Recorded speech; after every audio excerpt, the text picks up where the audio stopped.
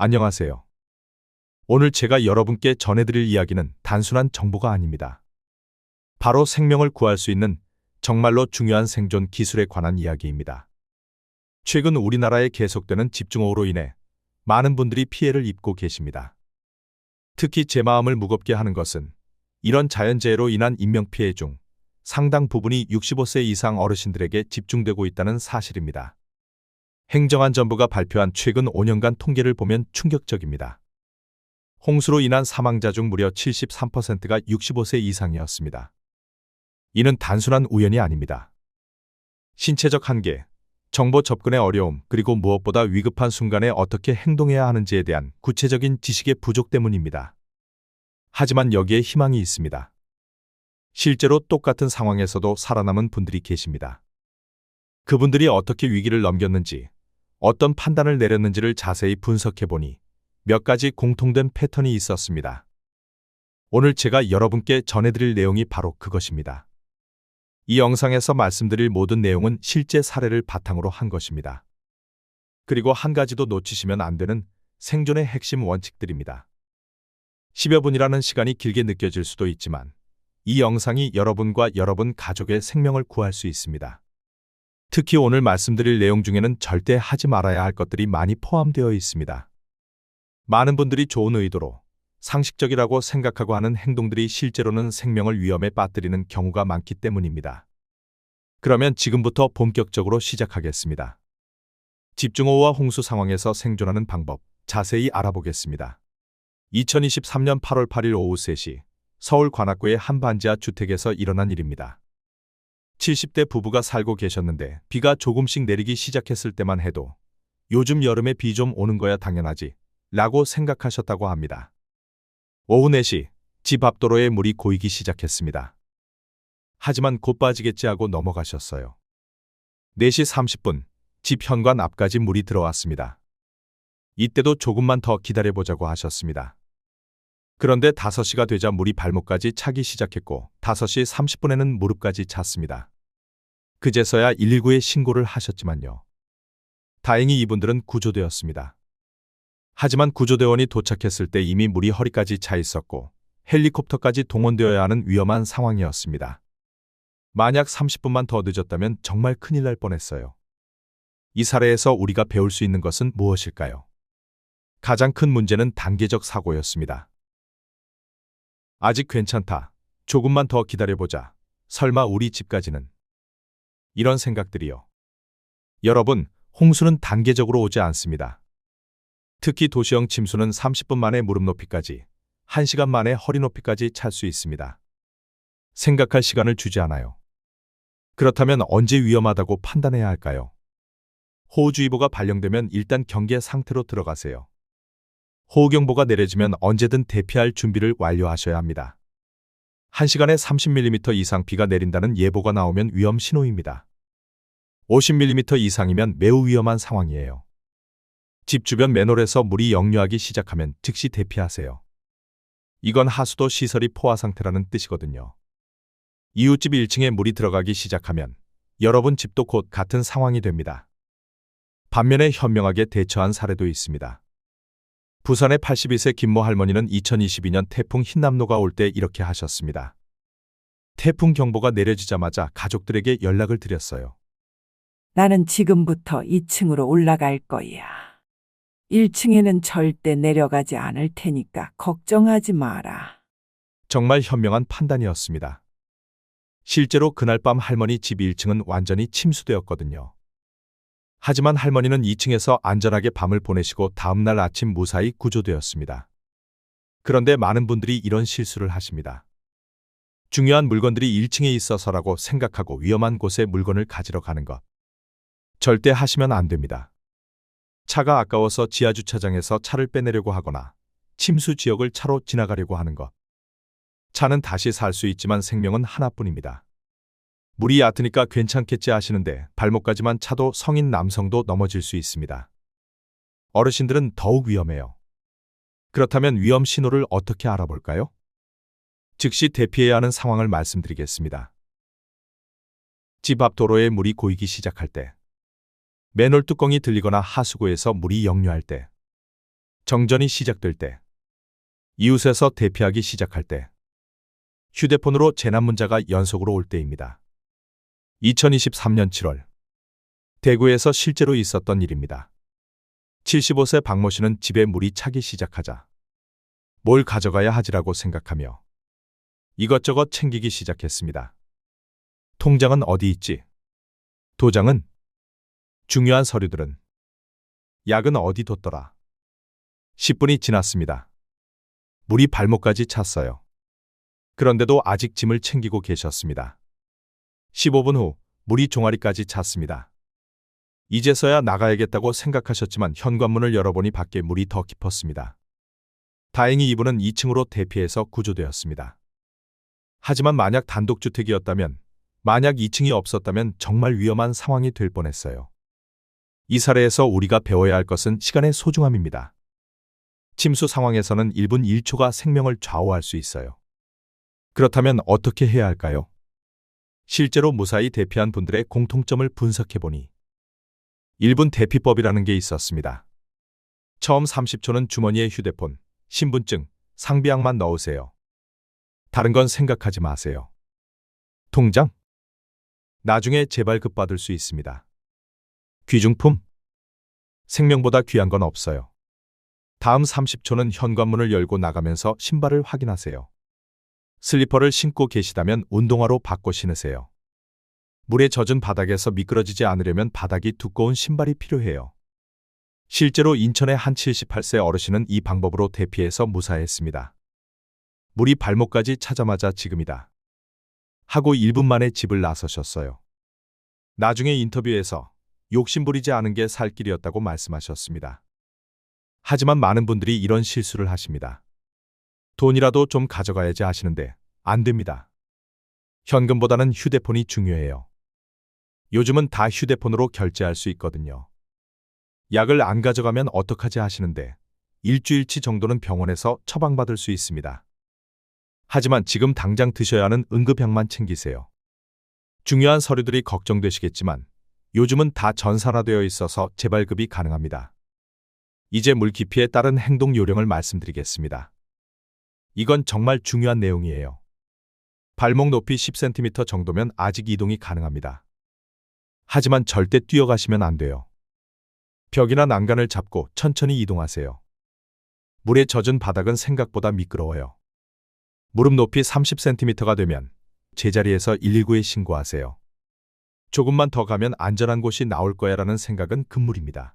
30cm 높이의 물은 성인도 넘어뜨릴 수 있어요. 허리 높이 60cm면 절대 이동 금지입니다. 이 정도 물에서는 아무리 건강한 성인이라도 물살에 휩쓸릴 수 있어요. 제자리에서 구조를 기다리거나 더 높은 곳으로 대피하세요. 작년 경주에서 실제로 있었던 일입니다. 72세 최모 씨가 차를 몰고 가다가 앞에 물이 고여 있는 걸 보았습니다. 조금만 밀고 나가면 될 거야 라고 생각하고 그대로 진입했어요. 하지만 생각보다 물이 깊었습니다. 차가 물에 빠지기 시작했고 엔진이 꺼져버렸어요. 더 큰 문제는 차문이 열리지 않는다는 것이었습니다. 물의 수압 때문에 문을 밀 수가 없었거든요. 다행히 창문을 열고 탈출에 성공했지만 정말 아슬아슬한 순간이었습니다. 자동차로 이동 중 침수를 만났을 때의 원칙입니다. 물이 타이어 절반까지 차면 즉시 유턴해서 다른 길로 가세요. 절대 통과하려고 하지 마세요. 물이 범퍼까지 차면 차를 버리고 도보로 대피하세요. 이때 중요한 건 차문이 안 열릴 수 있으니까 창문부터 열어두는 것입니다. 물이 본네까지 차면 1분 내로 탈출하지 못하면 생명이 위험합니다. 망설이지 마세요. 기억하세요. 차는 다시 살 수 있지만 생명은 하나뿐입니다. 차가 아깝다고 비싸다고 망설이다가 큰 사고가 날 수 있어요. 2022년 8월 인천에서 실종된 78세 김모 씨의 마지막 휴대폰 통화가 이런 내용이었습니다. 여보세요? 나 지금 물에 큰일 났어, 빨리. 그리고 전화가 끊어졌습니다. 구조대는 이 짧은 통화만으로 정확한 위치를 파악하는 데 3시간이 걸렸습니다. 만약 처음부터 정확한 정보를 전달했다면 훨씬 빨리 구조될 수 있었을 텐데요. 위급한 상황에서는 누구나 당황하게 됩니다. 하지만 정확한 정보 전달이 생명을 구할 수 있어요. 실제로 신속하게 구조된 사례를 소개해드리겠습니다. 2023년 9월 광주의 77세 박모 씨는 이렇게 119에 신고하셨습니다. 119입니다. 서울시 땡땡구 땡땡동 123번지입니다. 땡땡초등학교에서 200m 정도 떨어진 단독주택이에요. 77세 남성 한 명이 1층에 고립되어 있고 물이 허리까지 차서 움직일 수 없습니다. 휴대폰 번호는 010-1234-5678이고 집 앞쪽 창문에서 손전등을 흔들고 있겠습니다. 완벽한 신고였습니다. 정확한 주소, 상황, 연락처 그리고 구조대가 쉽게 찾을 수 있는 신호까지. 결과적으로 신고 후 12분 만에 구조되었습니다. 119 신고 시 꼭 말해야 할 정보들을 정리해드리겠습니다. 정확한 주소를 동과 번지까지 말씀해주세요. 주변 랜드마크도 함께요. 학교, 마트, 아파트 이름 등을 말씀해주세요. 갇힌 사람 수와 연령을 알려주시고 현재 물의 높이와 상황을 설명해주세요. 연락 가능한 휴대폰 번호도 꼭 말씀해주시고 구조대가 찾기 쉽도록 하는 신호를 만들어주세요. 반면에 이렇게 신고하시면 구조가 늦어집니다. 물이 많이 차서 큰일 났어요는 구체적 정보가 없어요. 집에 물이 들어와요는 어느 집인지 몰라요. 빨리 와주세요는 상황 파악이 안 됩니다. 구조 요청과 함께 중요한 것이 가족 연락입니다. 광주에서 실종된 73세 이모 씨는 2시간 만에 발견되었는데 평소 가족들에게 행선지를 알리는 습관이 있었기 때문입니다. 아들아, 나 지금 마트에 장 보러 가는데 비가 많이 와서 걱정되네. 1시간 후에 다시 연락할게. 이런 식으로 미리 연락을 했었고 시간이 지나도 연락이 안 되자 가족들이 먼저 신고를 했던 겁니다. 반대로 찾기 어려웠던 경우들은 어디 간다고 안 하고 나가시는 분, 휴대폰 배터리가 없는 분, 가족이 어디 계신지 모르는 경우였습니다. 전화가 안 될 때를 대비해서 구조 신호를 준비해두는 것도 중요합니다. 대전의 74세 조모 씨는 호루라기 하나로 목숨을 구했습니다. 3시간 동안 30초마다 한 번씩 불어서 구조대의 주의를 끌었어요. 구조 신호 방법들을 말씀드리겠습니다. 호루라기는 30초마다 3번씩 짧게 불어주세요. 손전등은 깜빡깜빡 SOS 신호로 3번 짧게, 3번 길게, 3번 짧게 해주세요. 밝은 색깔 옷이나 수건을 창문에 걸어두시고 큰 소리로 도구로 벽이나 바닥을 두드려주세요. 기억하세요. 구조는 팀워크입니다. 여러분이 정확한 정보를 주고 구조대가 쉽게 찾을 수 있도록 도와주세요. 그래야 빠른 구조가 가능합니다. 홍수가 끝났다고 안전한 게 절대 아닙니다. 오히려 홍수 이후에 더 큰 사고가 날 수 있어요. 2022년 통계를 보면 충격적입니다. 홍수 당일보다 홍수 이후 일주일 동안 발생한 사고로 인한 사상자가 더 많았던 지역이 여러 곳이나 되었거든요. 부산의 68세 최모 씨는 홍수가 지나간 후 이제 괜찮겠지 하고 지하실로 내려가셨습니다. 물 좀 빼자 하면서 젖은 손으로 전기 펌프를 만지는 순간 감전사고가 일어났습니다. 대구의 71세 박모 씨는 침수된 냉장고를 보며 혹시 아직 살아있나 하고 플러그를 꽂았습니다. 역시 감전사고였어요. 이런 사고들의 공통점은 무엇일까요? 물과 전기의 만남이었습니다. 홍수 후 전기 안전 수칙을 말씀드리겠습니다. 집에 들어가기 전에 메인 전기 차단기부터 내리세요. 이것부터 해야 해요. 물기가 완전히 마를 때까지는 절대 전기 제품을 만지지 마세요. 조금 젖었나 싶어도 안 됩니다. 의심스러우면 한국전력 고객센터 123번에 점검을 요청하세요. 비용보다 생명이 소중하거든요. 물에 젖은 전선이나 전기 제품은 전문가가 확인하기 전까지 절대 건드리지 마세요. 전기 문제와 함께 조심해야 할 게 식품 안전입니다. 울산의 74세 김모 씨는 냉장고 안 음식은 괜찮겠지 하고 침수된 냉장고에서 음식을 꺼내서 드셨다가 심한 식중독에 걸렸습니다. 3일 동안 병원에 입원하셨어요. 침수 후 식품 안전 원칙을 말씀드리겠습니다. 침수된 냉장고 음식은 모두 버리세요. 아깝더라도 건강이 우선입니다. 수돗물도 끓여서 드세요. 정수시설이 오염될 수 있어요. 포장하지 않은 식품은 모두 폐기하세요. 캔 제품은 겉면을 깨끗하게 씻어서 사용하세요. 세 번째로 조심해야 할 것이 건물 구조 안전입니다. 작년 전주에서 홍수 후 건물 벽에 금이 간 것을 발견한 82세 정모 씨가 즉시 대피했습니다. 2시간 후 그 건물 일부가 무너져 내렸어요. 정말 현명한 판단이었죠. 이런 신호가 보이면 즉시 대피하세요. 벽이나 기둥에 새로운 균열이 생겼을 때, 문이나 창문이 비틀어져서 잘 안 열릴 때, 바닥이 기울어지거나 꺼진 것 같을 때, 천장에서 물이 계속 떨어질 때, 건물에서 이상한 소리가 날 때입니다. 마지막으로 정신 건강도 중요합니다. 많은 어르신들이 홍수를 겪은 후 또 올까봐 무서워서 잠을 못 잔다.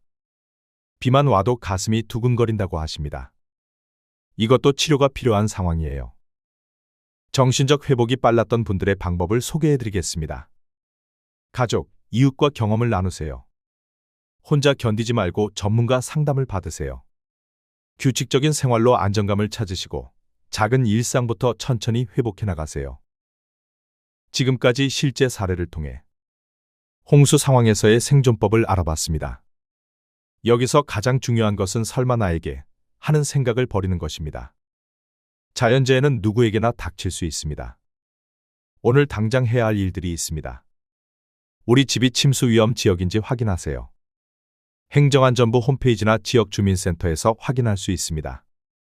가족과 비상 연락망을 점검하세요. 서로의 휴대폰 번호를 외우고 집 주소를 정확히 알아두세요.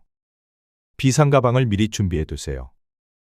휴대폰 충전기, 손전등, 상비약, 신분증 4번 등을 넣어두세요.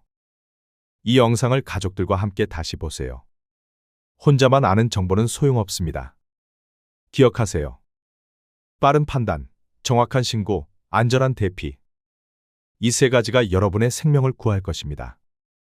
욕심을 버리고 생명을 우선으로 생각하세요. 재물은 다시 모을 수 있지만 생명은 하나뿐입니다. 혹시 위급한 상황이 생기면 주저하지 마시고 연락하세요. 종합상황실 119, 재난신고 109번, 경찰신고 112, 전기안전 123번입니다. 마지막으로 한 가지 더 당부드리고 싶은 것이 있습니다. 홍수는 예고 없이 찾아옵니다. 평소에 미리 준비하고 위험 신호를 놓치지 않는 것이 가장 중요합니다.